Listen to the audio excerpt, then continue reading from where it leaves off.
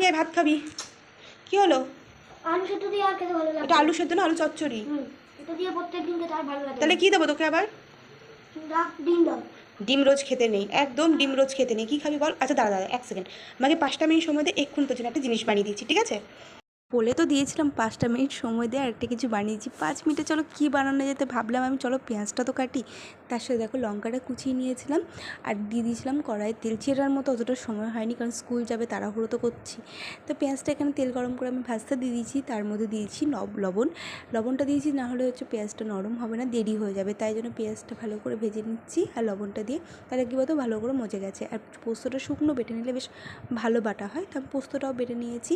আর যেহেতু লবণটা দিয়েছিলাম বলে আমি একটু কম লবণ দেবো এদিকে। আর তার সাথে দেবো হচ্ছে আমি হলুদ দিয়ে ভালো করে একটু শুকনো করে নাড়াচাড়া করে আমি একটু সামান্য জল দেবো, যাতে তাড়াতাড়ি শুকিয়ে যায়। সেরকম পরিমাণে আমি তাড়াতাড়ি একটু জলটা দিয়ে দেবো। এই দেখো এখানে জলটা দিয়েছি। আর তারপর আমি তাড়াতাড়ি করে গ্যাসটা যেহেতু জোরে দেওয়া ছিল, তো এখানে তাড়াতাড়ি করে শুকিয়েও গেছে। দেখো এখানে ভালো করে শুকনো শুকনো একদম তেল ছাড়া হয়ে যাবে। তারপর এটাকে নামিয়ে নেবো। ভাতের সাথে দিলাম, চলো দেখি কি বলে। এই মহারাজার ডিম ছাড়া তো নাহলে অন্য কিছু ভালো লাগে না, তো দেখা যাক কেমন লাগে খেতে।